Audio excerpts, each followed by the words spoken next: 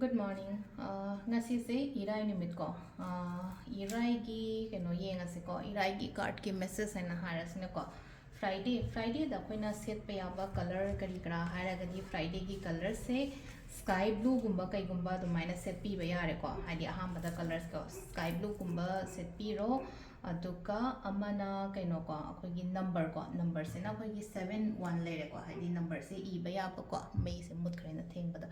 number sina 71 leire ko ado irai gi tips amu haira se banga sigi oina di relationship ta katang focus tawraga I haijara ge ko relationship ta focus tawraga haibati kaino haine Friday sun relationship manifest tawbo ko pa so ga relationship se nga sai gi haidi husband wife natraga ai couple khatang gi wana te ko haidi mi na nushi bi bam su yam darkar oina ko adu duna akoina tawba ya ba se kaino hai kan se ko haidi Friday gumba kai gumba se leina ko crystals taga haraga di ko rose quartz gumba shibiyo rose quartz gumba aquamarine gumba kai gumba shiyo ko crystals ta haidare ko sum opportunities gumba kai gumba attract tawna ba ko adu duma lere ko diamond jewelry gumba lere ga na haitare ko diamond ge khudo gumba de lei adum shi de khote kana khala se ba ko arei ba mi gi ko leita bagi na leite leitra ko arei ba sum yum daga lei khole kya di shi de adum upu daga yauraga lei ba khopa leina ko diamond ge jewelry gumba kai gumba su shibiyo ko irani mi se diamond jewelry shiyo perfume chai ba ka haje ko perfume se kai chai si gi akhoi gi venus mount ki mapa se ko perfume se kitang charaga number ga sina 24 irena ko hari sida 24 iraga perfume kitang chara khatang rub tawrena ko aduga si se leina ko wakhanda smaina rub tawringai sida khanbi ba hari aingonda hai tare ko aingonda luck and prosperity attract tawrena ko hari luck and prosperity aingonda ai gi daw natraga ai gi paisa nungsa kai kra attract tawre ko perfume lai tiana so khala se ka shukai te ko hari akhoi gi number to di ibiyo ko hari 2 4 and iba ball pen blue color gi pen amana dumai taro iba ko aduga amana aina crystal so hagre ko hari sum siba ko pa yabse already leina ba nga tan hari leiraga siba ko pa mama loi to ko hari yum da room rose cards gumba dum sadun se kan nium loin tham nei dana ko adu dum leire number and has ne ko number bu de nga sai ke no ge bu de hagre to relationship ki number has ne ko relationship ki number se 541 gumba ko khudang oi gumba de iyo ko sai ma pa se na traga hari pambom fruit manung de igera ko relationship ki 541 adu ko lingjum da hai tar ko ko yi oi thang ba lingjum gumba se to ko perfume gumba kai gumba khatang spray to biyo irai numit se ko phai ko adu dum lere ko aduga amukka hi na phage khotke kainaga hairaga de khona tawba ya ba se hai tar ko sum ahanaman gi sum hai tar care gumba lobi ba se hai tar ko leimina dramak su leina ko hadi moi gi damak ta care concern parents ngi ko admai tawra ko hadi lapna lei haraga so moi gi needs gumba kai gumba hai ta adu do fulfill ohen bi ba ko leimina raga na leimina re well and good ko hadi mai seba se bi to bidana ko bidana leimina raga so hadi magi needs so di hadi fulfill ohen bi ba ai gi parents ki matang to ko adu dum lere ko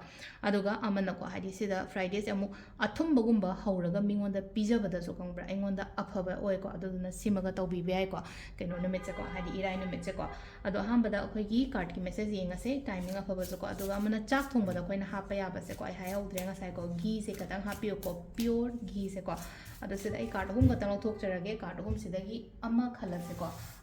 card ama number 1 consider number 2 consider natraga number 3 consider ama khala se ko adugi matungda timing aphaba so happy hajar ko silere ko card hum se dum lothok chare me amang da ko number 1 number 2 and number 3 ko ahan ba khan ba yenga se ko ahan ba khan ba se khatang hai tar ko tau hei da ba part me am tau gonu ko am seng na hara kana tau hei da kitang matha saba man ba card mala ise ko tau hei da ba hara ga di leino ko si ma cha ba da ai phatte na khala se adu poto cha gonu ba kwa cha ba ga ke su pha ba na te na ko talak cha ba ga ke su pha ba na te yu thak ba ha ke su pha ba na te ko phatte di khang ba adum adu da gumba hai tar ko adum chaning thakning gumba lei ba se ko avoid to ko hadi ngasai gi kwa yu natraga talab har adu mayam su loi to khar se ba dai sai da thau kai thau cha ba se phatre nang ka ai body da ya de ba hari adum ahau ba hari kaina adum chaning ba thau nung yaw bo ko pa ma lei na ko adum ba pot kum ba cha ba thak pa ko pa de am section lo ko se lai se ko adum ma le ko adu ha ba da cha ba thak pa ko pa section ba ma le ko phatte ha ba part se ma loina ngai thadok pyo ko se la ko mi na kalak pa yengjan ba su ya me aduna isa na hai tar isa gi aura and energy se yam strong han ge hai tar gi khoi first thing ai do strong oi ba ma darkar roi dra hai physically mentally ai isa strong oi da ba ya de ba adu duna kai to ba dai ai isa strong oi hello physically mentally everything strong oi ra ga ding sai gi mi ne yeng chilak kera ama to gera am ta chang ro ta ra ga dis lai na ko ai positive oi ba ma su darkar roi ko season number 1 khan ba ngai ge oi ko number 2 ko Number 2 is katang nungai taba khotaba haitare ko nungai taba pen taba gumba level thawai nungai te keno ma tawe ko haidi haining ga so hai bangam taba dakra le raga ti ko hayo mingon da ko ha mingon da hai bi yo mingon da keno to bi yo ko sita sila ise ko mingon da hai ba khot pada kai ba kem ta leite ko hadi share to thok ba sigi keno mayam se ko ahum suba sina se le no ko ai hotna ga da ba matam ne hajik se le no ko hadi face to hadi problems oiro situations oiro any kind of keno lakpa matam do ko mai onjan naraga mayok no waina hari mamai leitho ga chen bagi mahutta ko